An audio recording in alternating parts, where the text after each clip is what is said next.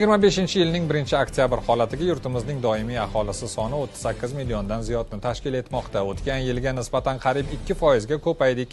Sohalar kesimida bo'lmasa ham har holda ko'payish bo'yicha rivojlangan mamlakatlar havas qiladigan darajaga yetdik. Yurtimizda har 35 soniyada bitta chaqaloq dunyoga kelmoqda. Birlashgan Millatlar Tashkiloti prognoziga ko'ra 2040-yilga borib O'zbekiston aholisi 44 milliondan oshadi. Bizdagi resurslar bu ko'payishga dosh beradimi? Muxbirimiz mavzuni tahlil qildi. Tasavvur qiling, 15 yil ichida bizga yana 6 milliondan ortiq aholi qo'shiladi. Yana bir qiziq ma'lumot. Siz ushbu ko'rsatuvni to'liq ko'rib bo'lguningizgacha esa yurtimizda deyarli 60 ga yaqin chaqaloq dunyoga kelgan bo'ladi. Toshkentning o'zida bugun 4 milliondan ortiq aholi yashaydi. Bu raqamlar ayrim Yevropa poytaxtlarida yashovchilardan ham ko'p hisoblanadi. Xo'sh, yurtimizning jami aholisining necha foizini erkaklar va yana qanchasini ayollar tashkil etadi? Oxirgi 5 yildagi o'sish ko'rsatkichi qanday? Bu borada savollarimizga mutaxassisdan javob oldik. So'nggi 5 yillik tahlilga e'tibor qaratadigan bo'lsak, doimiy aholi soni 3 million 866 ming nafarga oshdi. Bu doimiy aholining foizida 10.7% ni tashkil etadi. Doimiy aholi tarkibida shahar aholisi, qishloq aholisiga e'tibor qaratadigan bo'lsak, 50.4% erkaklar soni, 49.6% ni ayollar soni tashkil etmoqda. Hududlar kesimida doimiy aholi sonini tahlil qiladigan bo'lsak, respublikamiz hududlari orasida eng ko'p doimiy aholiga ega bo'lgan Samarqand viloyati birinchi o'rinda turadi. Viloyatda 4 million 300 mingdan ortiq aholi istiqomat qiladi. Eng kam aholi soniga ega bo'lgan hududlar orasida Sirdaryo viloyatining doimiy aholisi soni 1 millionga yaqinlashmoqda.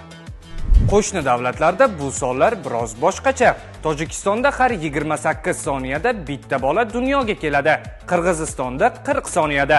Qozog'istonda esa har 55 soniyada tug'ilish bor. Umumiy statistikaga qaraydigan bo'lsak, Markaziy Osiyoda eng aholi soni tez o'sayotgan davlatlardan biri bu O'zbekiston.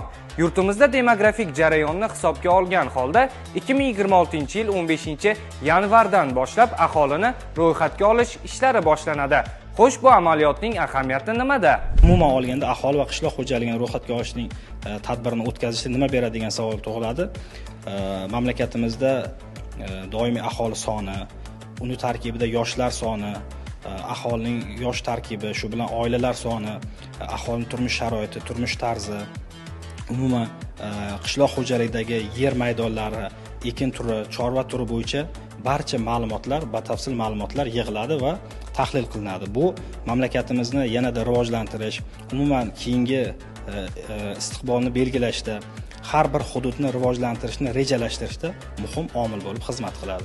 Bundan kelib chiqadiki, sonlar o'sib borar ekan, infratuzilma, uy-joy va boshqa resurslarni ham rivojlantirib borish zarur. Sababi aholi oshgani sari ijtimoiy obyektlarga ham talab ortadi. Shuningdek, ayrim kasblarga ham ehtiyoj seziladi. Masalan, bugun har 10 ming aholiga 25 ta shifokor to'g'ri kelsa, 2040-yilda shu nisbatni saqlash uchun 50 ming nafar soha vakili kerak bo'lishi